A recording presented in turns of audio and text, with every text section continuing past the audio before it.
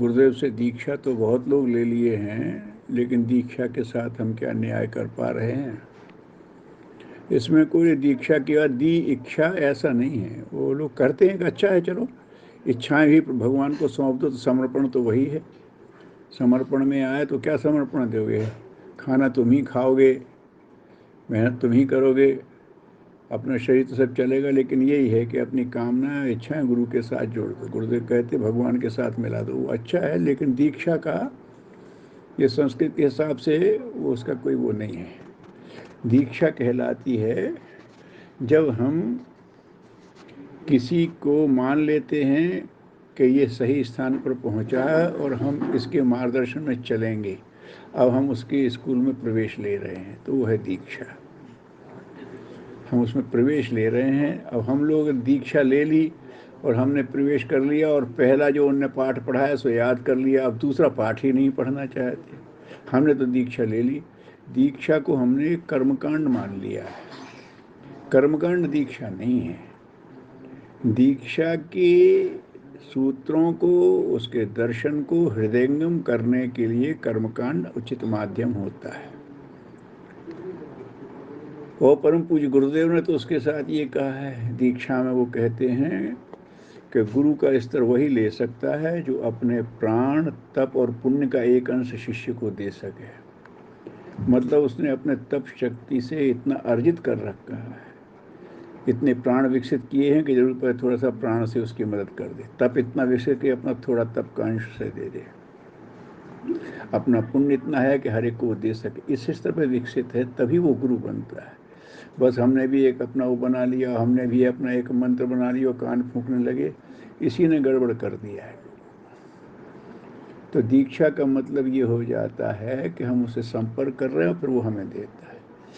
तो गुरु अपने प्राण, तप और पुण्य देता है, और शिष्य को भी तो ये तो भीख नहीं है, ये साझेदारी है। हम कहते हैं किसी की स्कूल में गए, हमें भर्ती कर लीजिए, ये कर लीजिए, तो वो है, और उसके बाद वो पढ़ाएगा और हम चलेंगे। गुरुदेव दीक्षा में कहते गुरु का काम है सिखाना और शिष्य का काम है सीखना, और तुम अभी से उसे शुरू कर दो। तो शिष्य को भी करना पड़ता है क्या? अपनी भावना गुरु से जोड़नी पड़ती है, अपने विचार गुरु से जोड़ना पड़ती है, अपने कर्म गुरु के अनुशासन में लाना पड़ते हैं। उसका गुरुदेव ने प्रत्यक्ष रूप दे दिया, भगवान उसको देगा। अब वो अपने प्राण तप पुण्य का अंश देगा, तो तुम भी तो अपनी कमाई करना शुरू करो।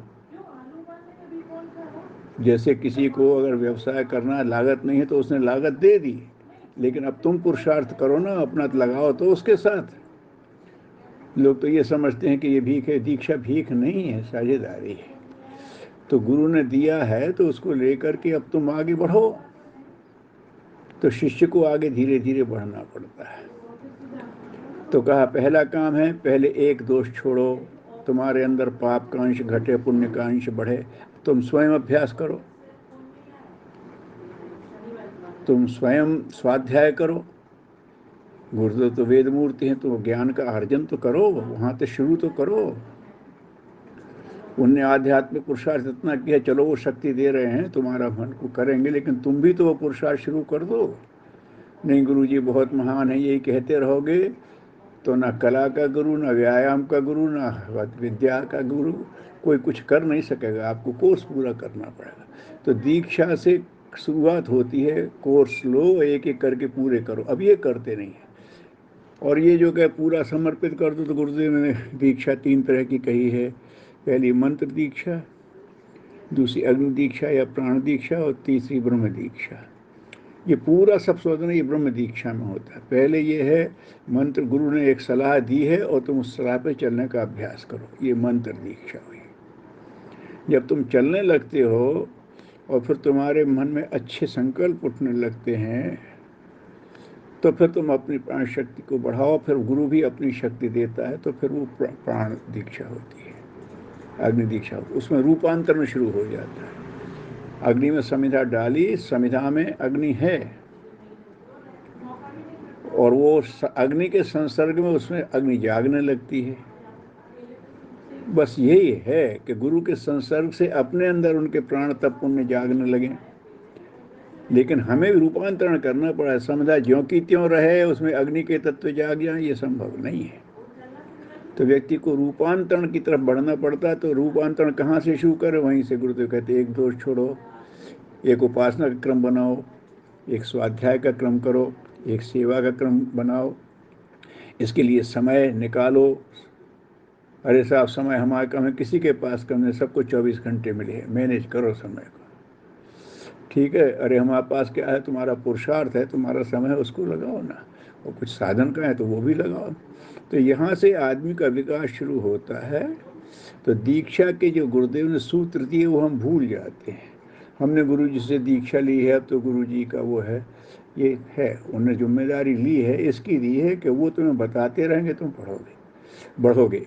और तुम्हारी शक्ति कम पड़ेगी तो वो शक्ति से मदद भी देंगे। तुमसे सवाल नहीं होगा तो तुम्हारे सवाल को हल करने में मदद करेंगे। तुमसे व्यायाम नहीं होगा तो तुम उसमें वो मदद करेंगे। तुम्हें डाइट नहीं मिल रही है प्रॉपर, तुम्हें पूरी डाइट की व्यवस्था वो करेंगे। लेकिन खा के पचाना तो तुम्हें पड़ेगा। वो जीवन भर के अनुभव आपको बता देंगे, जिसमें बहुत लंबे वर्षों लगे, लेकिन वो मिनटों में बता देंगे। लेकिन फिर अभ्यास तुम्ही को करना पड़ेगा। तो ये एक साझेदारी है, तो वहाँ दिक्कत हो जाती है। और गुरुदेव ने बहुत और तो कहे, तुमने हमसे मंत्र दीक्षा ले ली, बस ठीक है, अब तुम्हारा वहाँ हो जाएगा स्वर्ग में। गुरुदेव कहते बेटा ऐसा नहीं होता है।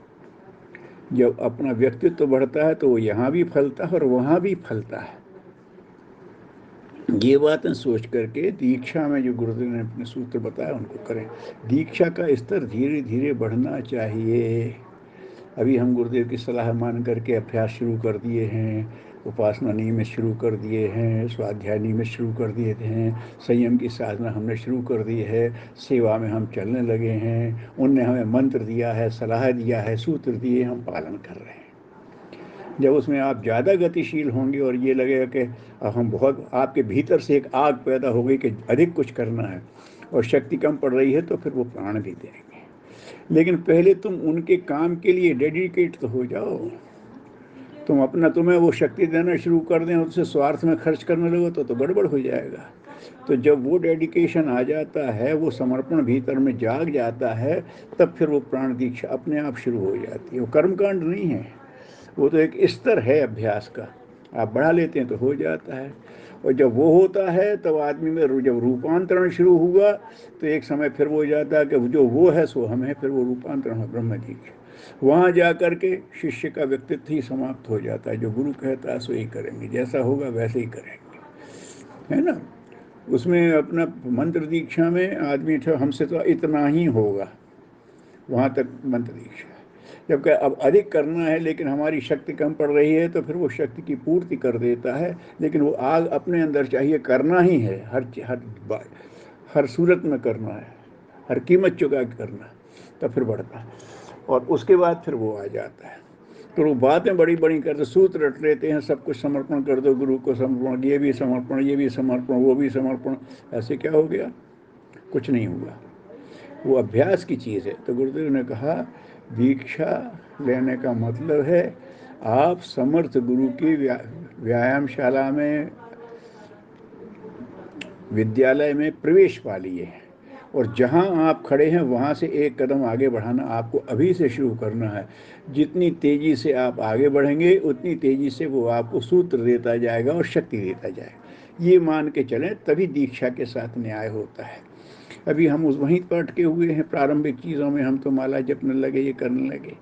और गुरुदेव का युग निर्माण सब तक समझाएं, वो व्यक्तित्व बनाने की सोचोगे तो वो भी बनेगा।